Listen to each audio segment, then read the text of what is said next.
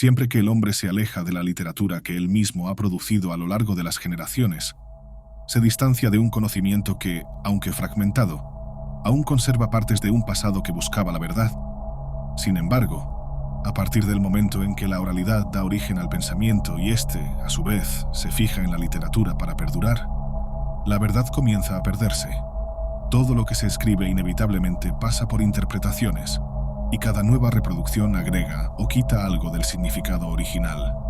Lo que nos queda, entonces, es solo una pequeña parte de la realidad inicial, una sombra de lo que fue concebido. Esto nos lleva a una pregunta inquietante. Si parte de lo que está en la Biblia es verdad, como la idea central de la eternidad, ¿cuáles son los pasos reales que Jesucristo espera de nosotros? ¿Nos pide simplemente seguir sus pasos como un ejemplo inalcanzable o desea que caminemos a su lado, como iguales en nuestra jornada espiritual? Esta es la gran pregunta que debe motivarnos. También es la razón por la que debemos desconfiar de las verdades establecidas y abrir espacio para un renacimiento espiritual continuo.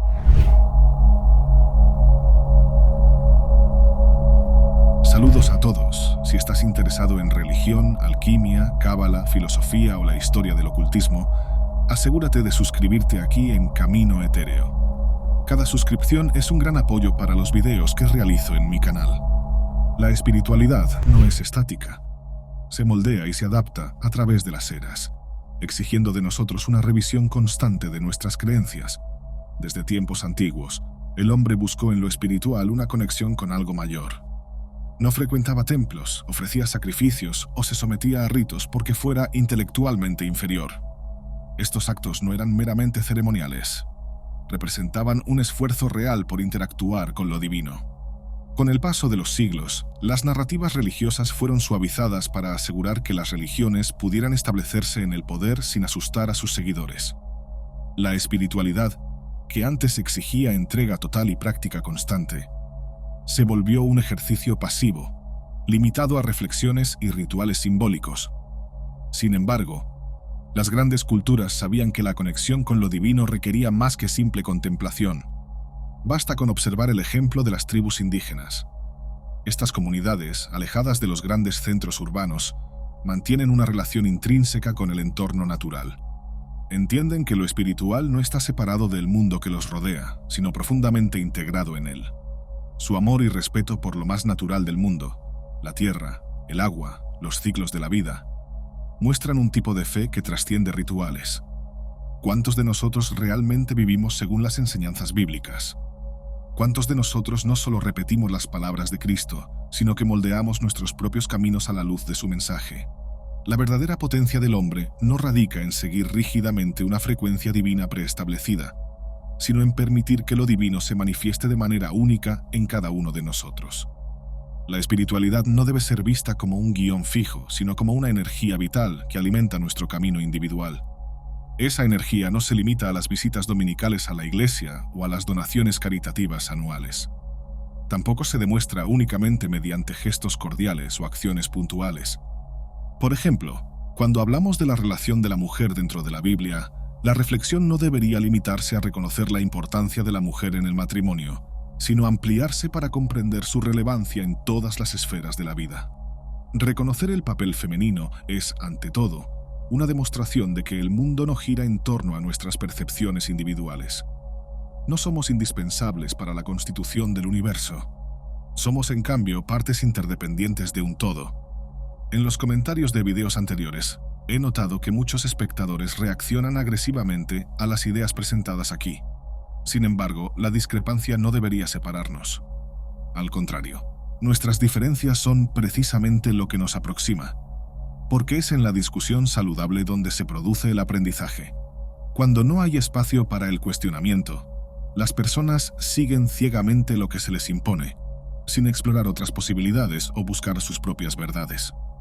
Si están aquí es porque algo en ustedes, curiosidad, escepticismo o incluso desacuerdo, los trajo hasta este punto. Si llegaron hasta aquí es porque, de alguna manera, algo los mantuvo comprometidos. Y eso es lo que importa.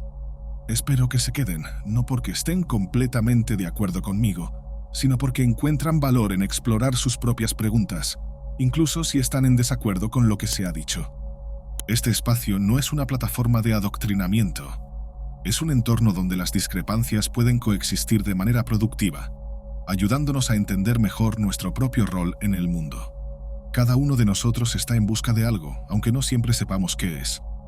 Entre errores y aciertos, a través de diferentes perspectivas y observaciones, todos compartimos una intención común: descubrir cuál es el propósito de nuestra existencia y hacia dónde vamos cuando nuestra jornada terrenal llegue a su fin. La verdadera espiritualidad no se impone de afuera hacia adentro, se construye de adentro hacia afuera a medida que nos permitimos cuestionar, explorar y eventualmente transformarnos. La caminata espiritual no es un camino único. Para algunos es una ruta de contemplación, para otros de acción. Lo importante es que cada uno de nosotros encuentre su propio camino, inspirado, pero no limitado por los pasos de Cristo. Este camino no termina cuando encontramos respuestas. Es continuo, porque las respuestas que buscamos hoy pueden no ser las mismas que necesitaremos mañana. Por eso, debemos abrirnos a la posibilidad de estar equivocados, de aprender de los demás, de crecer. El conocimiento espiritual es vasto e infinito, y nuestra conexión con lo divino es tan única como nuestras experiencias individuales. Al final, lo que realmente importa no es solo el destino final, sino lo que aprendemos a lo largo del camino. A menudo, no encontraremos algo que nos agrade. Suponiendo al menos que existía una verdad incómoda, una verdad tan transformadora que era más seguro mantenerla oculta en cuevas que exhibirla en museos, podemos cuestionarnos por qué ciertos textos nunca fueron ampliamente divulgados. Estas escrituras, si se hubieran difundido entre la humanidad, podrían haber provocado nuevos órdenes religiosos y alterado profundamente las bases del conocimiento espiritual. ¿Qué podrían haber revelado estas verdades? ¿Qué implicaciones tendrían para las instituciones que se consolidaron a lo largo de los siglos? Cuando la Biblia hebrea fue traducida al griego, la intención inicial parecía ser ampliar su alcance, aprovechando el rigor filosófico e intelectual de los griegos. La traducción debía hacer la lectura más accesible y eficiente. Sin embargo, hay algo intrínsecamente interesante en el acto de traducir textos sagrados. Las palabras, con el paso de los años, tienden a perder su significado original. Además, las traducciones nunca son neutrales. Implican adaptaciones, interpretaciones e, inevitablemente, pérdidas. Para traducir un texto con precisión, no solo se requiere un dominio técnico de los idiomas de origen y destino, sino también una comprensión profunda de las intenciones detrás de las palabras. Traducir textos religiosos, en particular, exige un conocimiento teológico para captar los simbolismos y matices. Si las palabras fueran como números, universales e inmutables, las traducciones serían simples. Pero en el contexto de las escrituras, el significado puede cambiar drásticamente dependiendo de la elección de palabras. Por ejemplo, una frase dicha por una figura bíblica puede tener interpretaciones completamente diferentes según la traducción. Un término mal interpretado puede alterar la comprensión de un concepto espiritual entero. Esto es solo un fragmento del complejo y muchas veces corrupto proceso de transmisión de los textos sagrados, lo que nos lleva a creer que muchas de las respuestas que buscamos en relación con la Biblia pueden estar perdidas o distorsionadas debido a estos largos procesos de adaptación. Peor aún, a lo largo de la historia, ciertas entidades sociales y religiosas tuvieron el poder de manipular la liturgia para sus propios intereses. Esto no es solo una hipótesis, es una realidad que ha moldeado nuestra comprensión de la espiritualidad. Muchas veces, lo que nos llega como verdad absoluta es un legado literario moldeado por siglos de revisiones y ajustes. Cuando leemos estos textos hoy, enfrentamos un desafío. La literatura, por su naturaleza, nos ofrece una representación indirecta. Nos falta el ejemplo práctico, la vivencia directa de las sociedades que originalmente produjeron estos textos. Hay una diferencia sustancial entre lo que fue descrito en los textos y lo que realmente vivían y practicaban las comunidades antiguas. Por eso, cuando se encuentran documentos sagrados en cuevas, como los códices de Nag Hammadi o los manuscritos del Mar Muerto, su autenticidad parece más cercana a la espiritualidad original de aquellos pueblos. Estos textos escaparon al proceso institucional de revisión y, por tanto, conservan una mayor fidelidad a las creencias y prácticas antiguas. Representan una mirada menos filtrada y más directa sobre lo que esas sociedades comprendían sobre lo divino. Un ejemplo fascinante es el conocimiento atribuido a Salomón. Se dice que dominaba símbolos capaces de someter entidades demoníacas. Pero su sabiduría no se limitaba a eso. Salomón habría poseído un vasto conocimiento sobre los materiales necesarios para capturar y someter a estas entidades. También mantenía un diccionario de seres espirituales, clasificando sus jerarquías y funciones. Su catálogo incluía tanto ángeles como demonios, proporcionando un panorama detallado de las fuerzas invisibles que, según él, interactuaban con el mundo humano. Este tipo de conocimiento es incómodo para muchos porque desafía la visión más aceptable y familiar de la espiritualidad a la que hemos sido condicionados a aceptar. La versión de la religión que prevalece es frecuentemente aquella que ha sido cuidadosamente moldeada para ser accesible e inspiradora. Es una versión simplificada y a menudo despojada de las complejidades místicas que formaban parte de las creencias originales. Sin embargo, ¿por qué fue suprimida esta versión más directa y posiblemente más auténtica? Tal vez porque las cuestiones más profundas que la religiosidad intenta responder nunca fueron completamente explicadas. La promesa de la eternidad, por ejemplo, es una idea central en todas las tradiciones religiosas. Pero ¿cómo alcanzar esa eternidad exactamente? ¿Cuáles son los pasos que debemos seguir? La Biblia, en sus distintas versiones, ofrece orientaciones. Pero esas orientaciones son frecuentemente interpretadas y reinterpretadas de maneras que reflejan más las preocupaciones e intereses de las instituciones que las intenciones originales. Es aquí donde los textos apócrifos cobran relevancia. Ofrecen destellos de una espiritualidad más compleja, más cuestionadora. No se limitan a narrativas simplificadas de salvación y condena. En cambio, exploran temas como el viaje del alma, las jerarquías celestiales y los desafíos espirituales que enfrentamos después de la muerte. Revelan una visión de lo divino que es simultáneamente más mística y más práctica, exigiendo una participación activa y consciente del individuo. Esto nos lleva de vuelta a la pregunta inicial. ¿Qué espera Jesucristo realmente de nosotros? ¿Nos pide simplemente seguir sus pasos o nos invita a caminar a su lado, como iguales? La segunda opción implica un compromiso más profundo, un viaje personal y colectivo hacia lo divino. Para muchos, la idea de cuestionar la versión oficial de la espiritualidad es incómoda. Pero es precisamente esa incomodidad la que puede llevarnos a una comprensión más rica y verdadera de nuestra relación con lo divino. La espiritualidad no debería ser un campo de certezas inquebrantables, sino de exploración continua.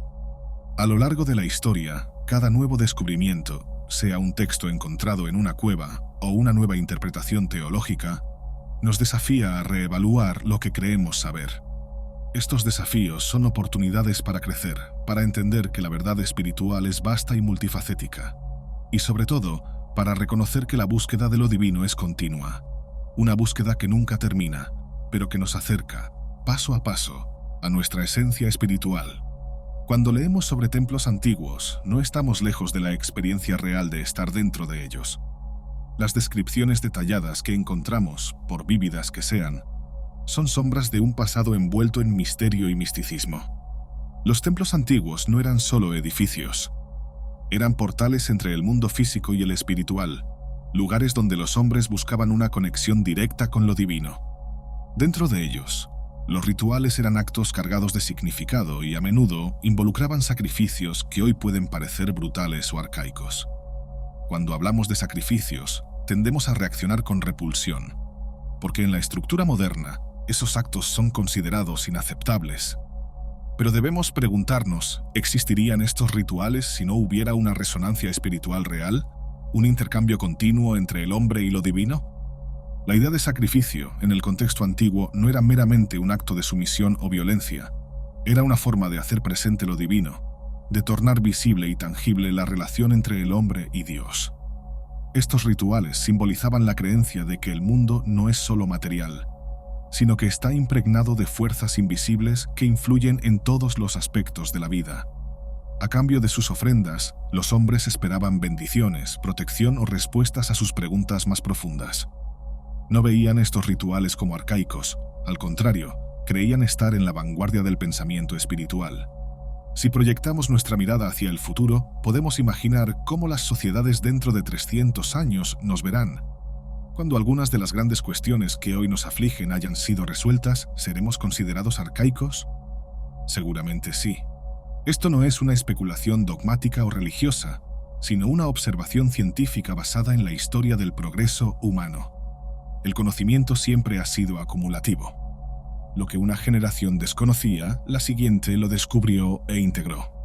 Aunque hoy parece que hemos alcanzado un punto de saturación en el conocimiento, la existencia de textos antiguos que desafían nuestras nociones actuales sugiere que aún hay mucho por revelar.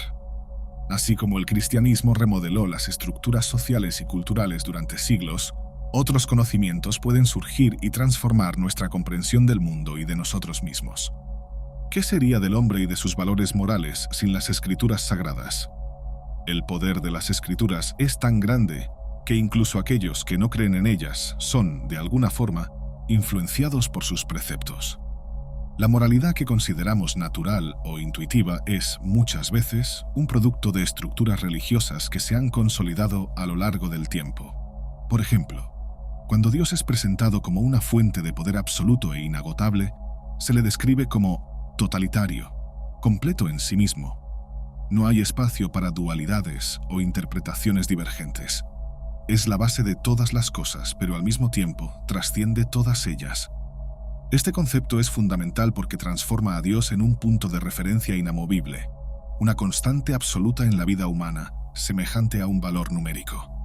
Pero la presentación de Dios como absoluto no es solo una cuestión teológica, tiene implicaciones prácticas en la forma en que la humanidad se organiza. La necesidad de interpretar las Escrituras crea una dependencia de intermediarios, de líderes religiosos que median la relación entre el hombre y lo divino. Históricamente, esto fue crucial para la consolidación de instituciones como la Iglesia Católica, que ejercieron un control significativo sobre la espiritualidad de las personas. El hombre no era alentado a interpretar por sí mismo, sino a aceptar las interpretaciones ya establecidas. Ese control no fue accidental.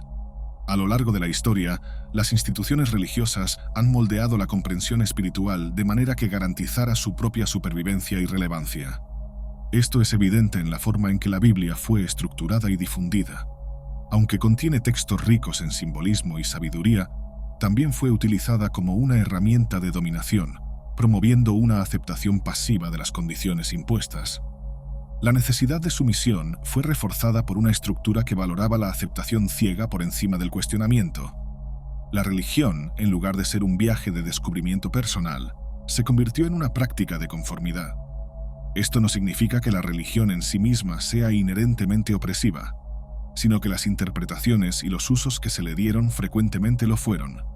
Sin embargo, la existencia de textos antiguos y apócrifos que fueron deliberadamente ocultados nos muestra que hay mucho más de lo que se nos ha enseñado. ¿Por qué ciertos textos fueron mantenidos en secreto? ¿Por qué otros fueron suprimidos? La respuesta radica en el poder del conocimiento. Estos textos tenían el potencial de desestabilizar las estructuras religiosas existentes, ofreciendo nuevas perspectivas y desafiando la autoridad de las interpretaciones tradicionales. Volviendo a la pregunta inicial, ¿qué buscaban los antiguos dentro de sus templos? Buscaban más que respuestas. Buscaban participar activamente en la creación, reconociendo su papel como co-creadores del universo. El hombre, en su esencia, no es solo un receptor pasivo de las bendiciones divinas. Es un agente activo, capaz de moldear su propia realidad a través de la conexión con lo divino. Este concepto se ha perdido en gran medida en las tradiciones religiosas modernas, que a menudo enfatizan la sumisión y la obediencia. Pero los textos antiguos nos recuerdan que la verdadera espiritualidad reside en encontrar nuestro propio camino hacia lo divino, en cuestionar, explorar y finalmente comprender. La espiritualidad no es un campo de certezas absolutas, es una búsqueda continua de descubrimiento, donde cada paso nos acerca más a nuestra esencia divina. Los textos antiguos y apócrifos son testigos de esta búsqueda interminable. Un recordatorio de que siempre hay más por descubrir, más por comprender. Nos desafían a no conformarnos con respuestas fáciles, sino a buscar constantemente la verdad, incluso si nos lleva por caminos desconocidos. En el libro de Jeremías, uno de los textos más significativos del Antiguo Testamento, encontramos un claro ejemplo de un hombre atormentado por la idea de no cumplir con las expectativas de Dios. Jeremías es un símbolo de fe y perseverancia, un guía espiritual para su pueblo en tiempos de adversidad. Es, al mismo tiempo, una figura humana profundamente consciente de sus limitaciones y un profeta que transmite mensajes divinos. Uno de los puntos más intrigantes de sus escritos es la mención de la Reina del Cielo, una figura que llevó a muchos teóricos a creer que Jeremías se refería a una deidad mucho más antigua que las narradas en la Biblia. Esta deidad, frecuentemente asociada con la figura de Ashera, es considerada por algunos como la esposa de Dios. Su mención plantea preguntas profundas sobre la evolución del monoteísmo y la naturaleza del Dios bíblico. Ashera era una diosa venerada en varias culturas levantinas. Su presencia está registrada en la Biblia hebrea, donde su nombre aparece cerca de 40 veces. Sin embargo, en muchos de estos casos, su existencia fue eliminada o minimizada durante los procesos de traducción y edición de los textos. Antes del monoteísmo, el mundo espiritual estaba poblado por numerosos dioses y entidades. Yahweh, quien más tarde se convertiría en el Dios absoluto del judaísmo y del cristianismo, comenzó como una de estas divinidades. Era poderoso, pero no operaba de forma aislada. Su naturaleza inicial permitía la coexistencia de otros dioses, y Ashera era una de las figuras divinas más importantes a su lado. Cuando el monoteísmo comenzó a consolidarse, ocurrió una transformación fundamental. Dios pasó a ser presentado como autosuficiente, totalitario e incomparable. Para que esta visión se volviera dominante, figuras como Ashera debían ser eliminadas o degradadas. La presencia de una diosa al lado de Yahweh representaba una amenaza al modelo monoteísta que se estaba instaurando. Así, sus referencias fueron eliminadas o estigmatizadas en los textos sagrados. El hecho de que Ashera haya sido mencionada tantas veces en la Biblia hebrea, pero posteriormente eliminada, plantea importantes cuestiones sobre cómo el conocimiento religioso fue moldeado para satisfacer ciertos intereses. Si el objetivo de la Biblia era enseñar la verdad espiritual y moral, ¿por qué excluir o distorsionar la presencia de una figura tan relevante? Esto sugiere que el texto bíblico, en su forma final, no fue solo una transmisión de sabiduría divina, sino también un instrumento de poder. Las traducciones y adaptaciones de los textos bíblicos reflejan esta manipulación. Cuando la Biblia hebrea fue traducida al griego, por ejemplo, los traductores enfrentaron el desafío de transmitir conceptos teológicos complejos en un nuevo idioma y cultura.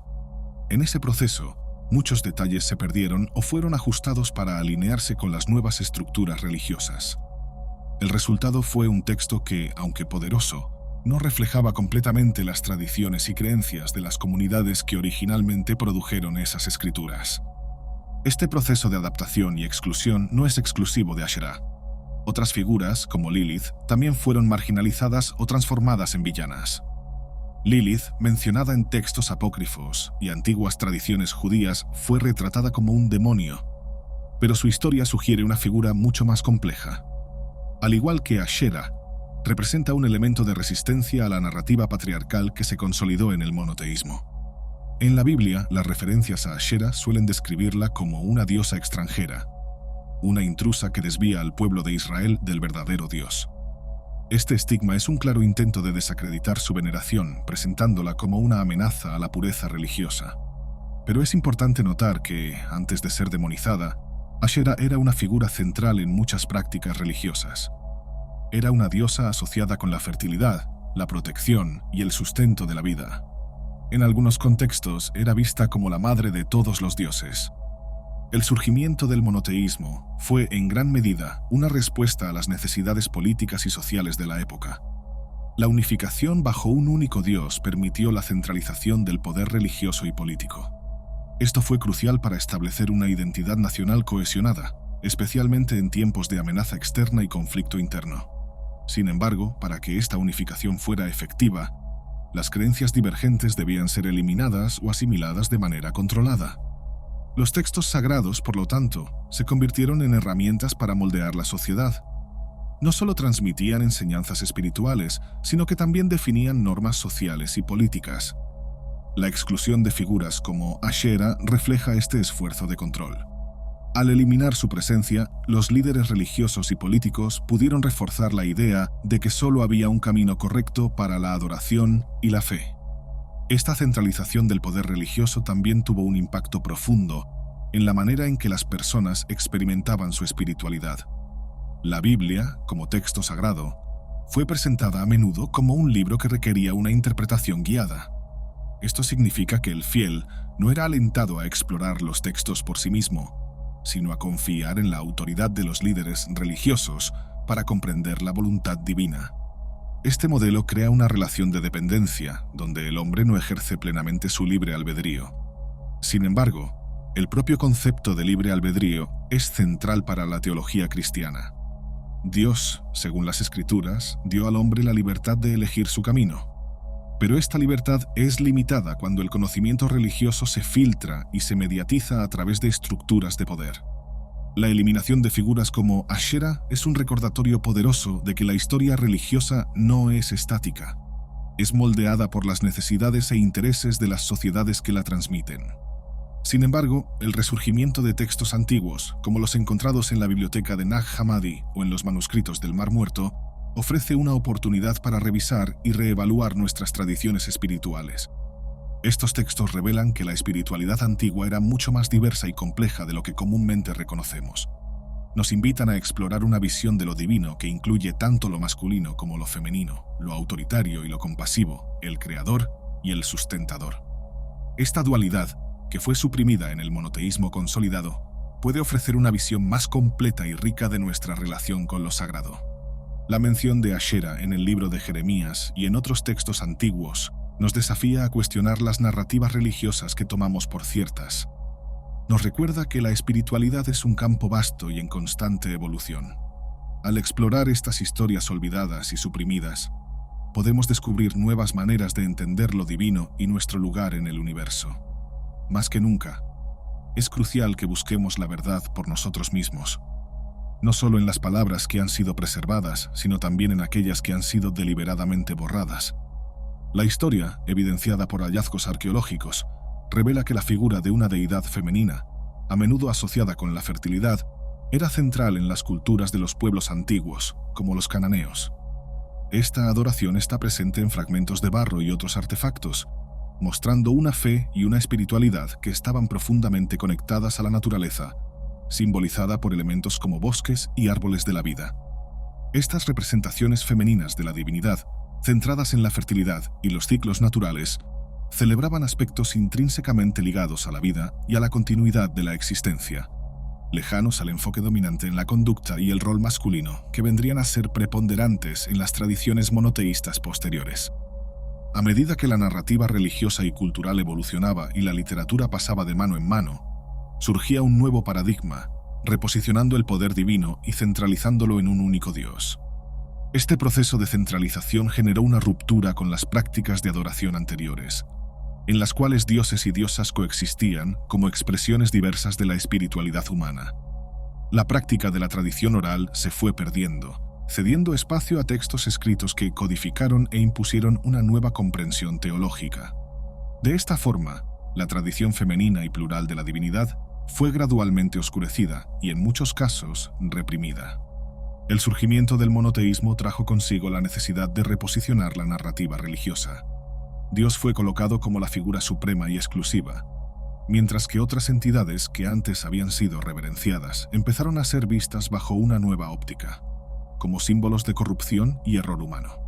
Este cambio fue estratégico, ya que consolidaba una jerarquía divina que justificaba el poder centralizado. Las deidades menores y los símbolos femeninos de poder y fertilidad fueron distorsionados, estigmatizados y frecuentemente reinterpretados como fuerzas que desviaban al hombre del camino correcto. En este proceso, el hombre, como figura central en la religión, asumió un rol de aspirante al poder, ansioso por las consecuencias divinas de sus decisiones. El Antiguo Testamento es un reflejo de este reposicionamiento, con sus advertencias e historias de caída y redención, en las cuales el foco estaba en la obediencia a un solo Dios. La figura de Lucifer es un ejemplo clásico de esta reconfiguración de la narrativa.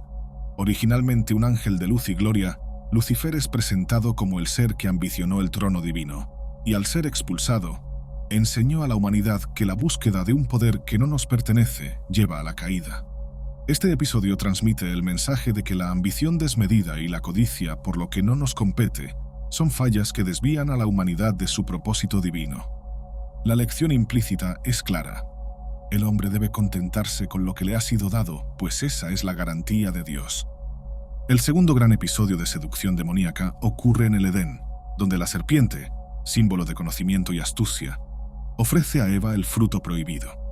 Este acto de seducción, disfrazado de una simple invitación al saber, resulta en una de las mayores lecciones de la Biblia: la importancia de someterse a la voluntad de Dios sobre todas las cosas, incluso cuando la curiosidad y el deseo de comprender la propia existencia parecen irresistibles. El acto de Eva representa la búsqueda incesante del hombre por el conocimiento, algo que es a la vez seductor y peligroso. La consecuencia de la desobediencia fue duradera e impactante. El pecado original trajo una separación permanente entre el hombre y la pureza del paraíso, una ruptura cuyas repercusiones continúan hasta nuestros días. La perpetuación del pecado es un tema central en la narrativa bíblica. Desde el momento en que Adán y Eva fueron expulsados del Edén, el concepto de transgresión y castigo ha marcado la experiencia humana. El mensaje era claro: el pecado no solo trae consecuencias, sino que éstas son irrevocables y se transmiten de generación en generación, moldeando la moralidad y las elecciones humanas a lo largo del tiempo. La introducción de esta idea de una culpa que nunca se extingue, sino que es transmitida y perpetuada, sirvió como un recordatorio constante de la vulnerabilidad y las limitaciones de la humanidad. El tercer momento de tentación y seducción demoníaca surge con las pruebas que enfrenta Jesús en el Nuevo Testamento. Durante los 40 días en el desierto, Jesús es confrontado por el diablo, quien le ofrece riquezas, poder y la oportunidad de escapar del sufrimiento. La resistencia de Jesús simboliza la victoria sobre las tentaciones mundanas y la reafirmación de que el verdadero camino del cristianismo es la fidelidad a Dios, incluso ante las mayores pruebas. Este episodio reafirma la idea de que, para que el hombre supere sus debilidades, es necesario un compromiso absoluto con la fe, que trasciende las tentaciones terrenales y los deseos inmediatos. Estos tres momentos, la caída de Lucifer, la tentación en el Edén y las pruebas en el desierto, forman una tríada simbólica que moldea la comprensión cristiana de la relación entre lo divino y lo humano. Refuerzan la narrativa de que la verdadera espiritualidad requiere sumisión a Dios, una confianza inquebrantable en sus decisiones y el rechazo de cualquier poder o conocimiento que pueda llevar a la corrupción. Las figuras demoníacas que representan estas tentaciones sirven como recordatorios de lo que sucede cuando el hombre busca aquello que no le fue destinado: la caída, la separación de la gracia y la perpetuación del pecado. La subyugación de cultos y la redefinición de deidades menores en figuras estigmatizadas fueron fundamentales para consolidar la autoridad de un solo Dios en la teología judeocristiana. El desafío a la antigua multiplicidad de dioses y a la representación de fuerzas naturales y femeninas era una reafirmación del nuevo poder religioso y político. Sin embargo, este proceso también eliminó la complejidad y la riqueza simbólica de una espiritualidad que antes abarcaba múltiples perspectivas y aspectos de la vida. Así, la historia de la transición de una religiosidad plural a un monoteísmo centralizado refleja no solo un cambio espiritual, sino una transformación cultural y social profunda. Revela cómo las narrativas fueron ajustadas para moldear comportamientos y creencias, reforzando la necesidad de obediencia y unidad bajo la égida de un Dios único y soberano. Estos cambios redefinieron el papel del hombre en la creación, su relación con lo divino y la percepción del pecado y la redención, temas que continúan influenciando la moralidad y la espiritualidad de la humanidad hasta nuestros días. El otro momento crucial y posiblemente el más significativo de la narrativa bíblica ocurre en su desenlace, cuando nos encontramos con la continuidad del empeño demoníaco. Entidades y figuras excomulgadas de la liturgia religiosa continúan habitando una esfera de conflicto espiritual permanente. Estas entidades no han conquistado la victoria, pero tampoco han cesado en su intento, perpetuando una lucha constante. Esto evidencia que no hay reconciliación posible entre la humanidad y estos demonios, entre las fuerzas divinas y las figuras que fueron deliberadamente olvidadas o demonizadas. Esta percepción nos lleva a cuestionarnos: ¿cómo podemos entender que las antiguas civilizaciones poseían un entendimiento espiritual que, en muchos aspectos, superaba el nuestro? Conocían aspectos de la espiritualidad que hoy solo accedemos a través de textos literarios y arqueológicos. Pero para captar realmente la profundidad de esos conocimientos, necesitamos liberarnos de la visión rígida que limita a estas entidades a lo que está escrito y en su lugar. Considerar la espiritualidad como algo que trasciende el texto.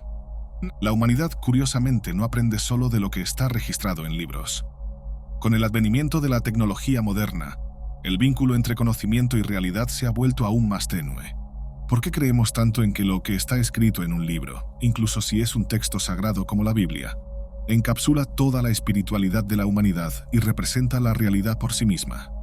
¿Cómo podemos afirmar que el Jesús Cristo descrito en la Biblia es más auténtico que el Jesús mencionado en manuscritos encontrados en Nag Hammadi, en Egipto, o en historias preservadas por habitantes locales cuyos relatos se remontan a una tradición oral?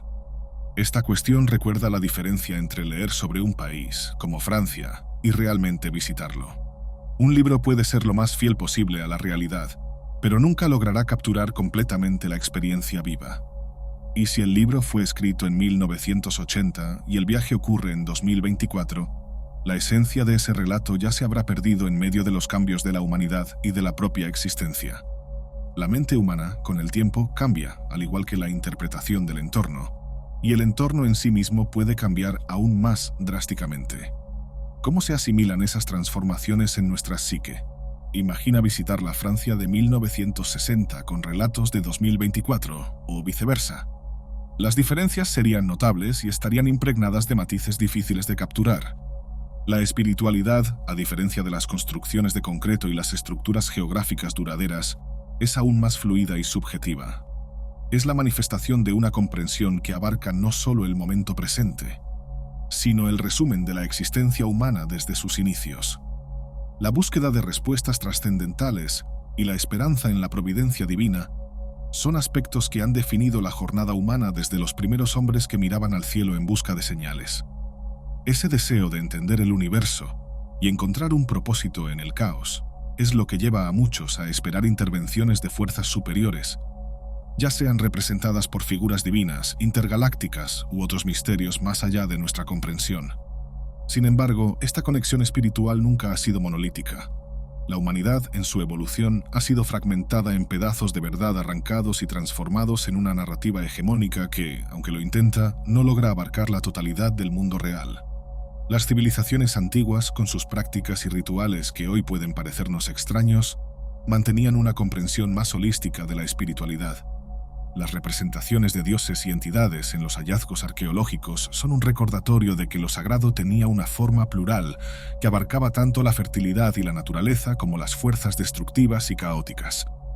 La idea de que el hombre del pasado sabía más que el del futuro encierra una verdad sutil. Las sociedades antiguas, con su compleja red de mitos, rituales y simbolismos, tenían una relación íntima con la espiritualidad que era menos fragmentada que la nuestra. Veían lo divino en cada aspecto de la vida, en los árboles, los ríos, el viento, y sus divinidades reflejaban esa interacción multifacética.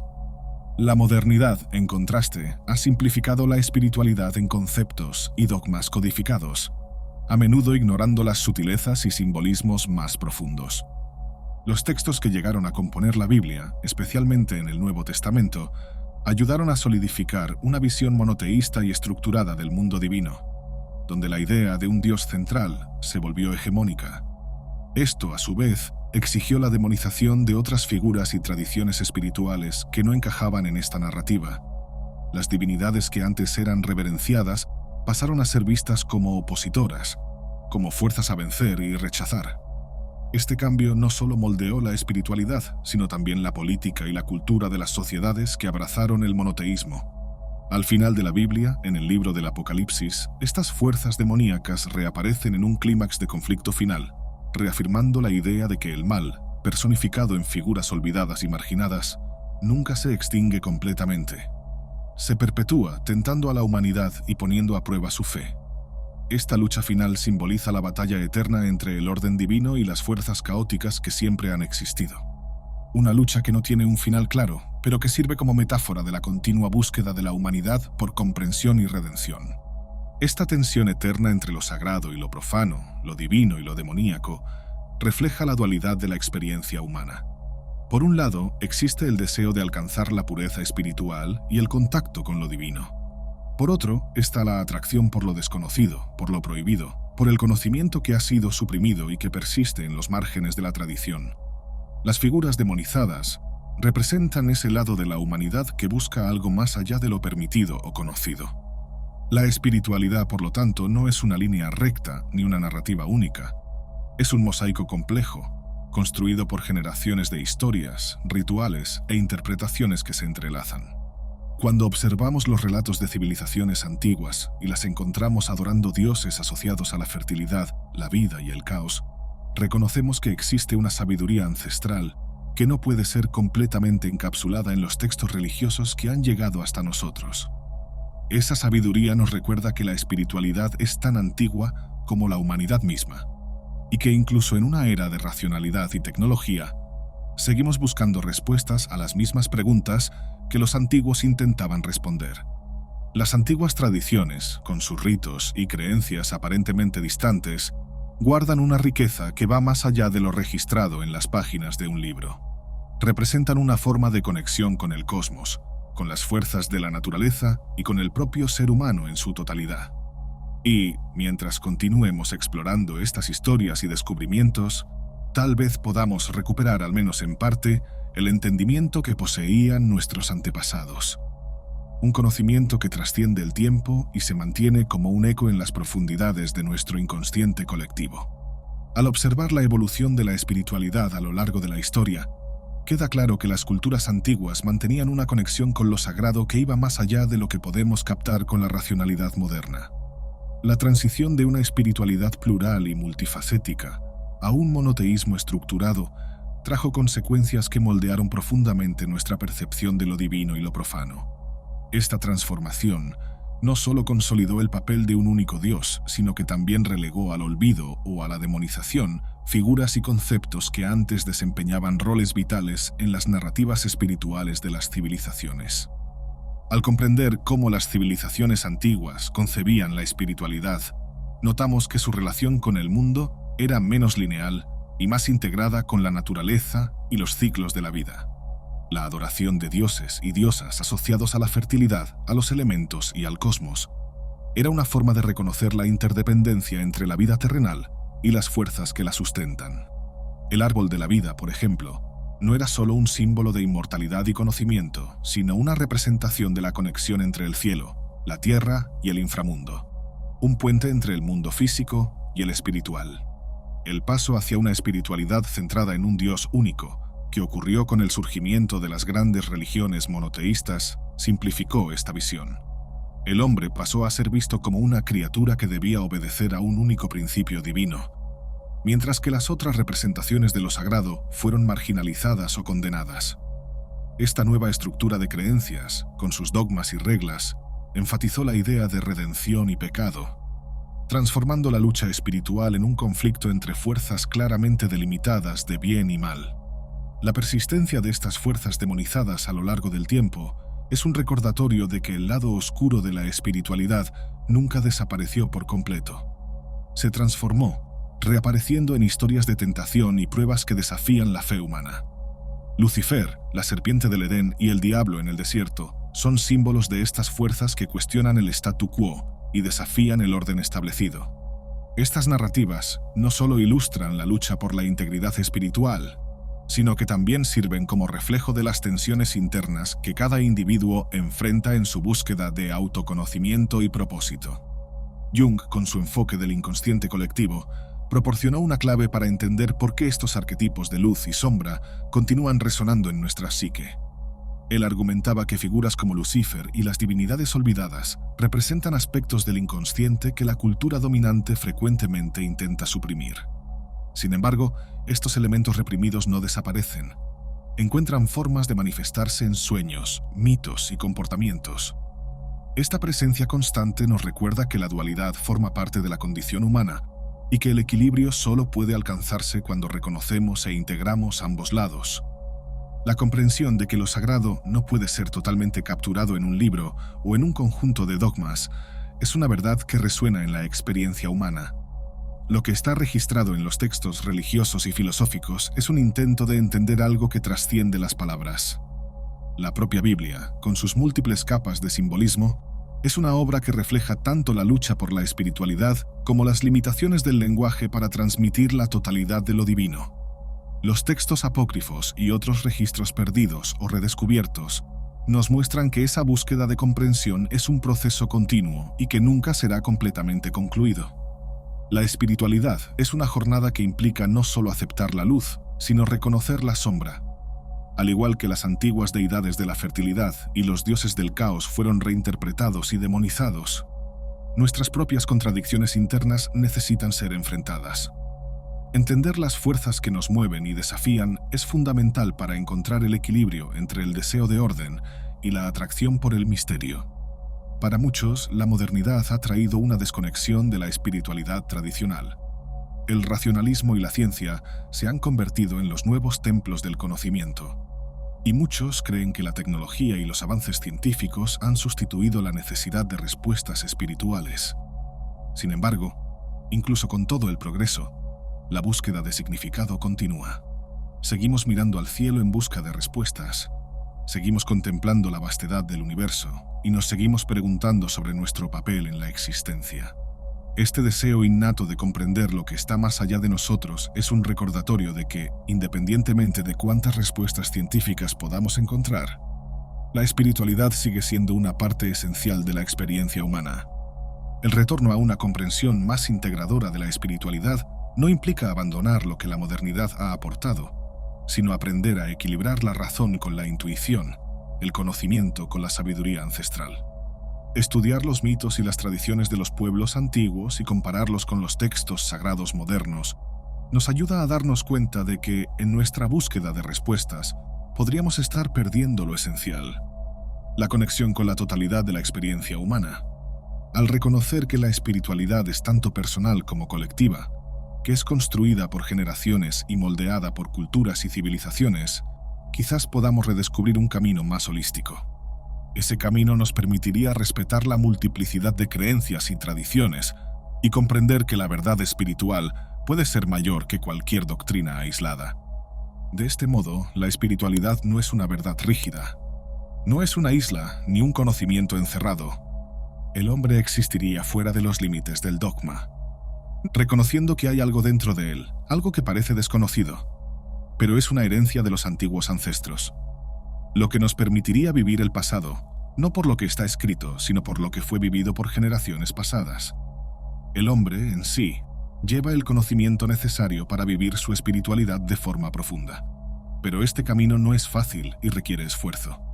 Aunque muchos piensan que comienza con la lectura de una literatura clásica y sagrada, en realidad, el esfuerzo radica en abdicar de cualquier adoctrinamiento y buscar sus propias respuestas a la luz de lo que su razón le proporciona.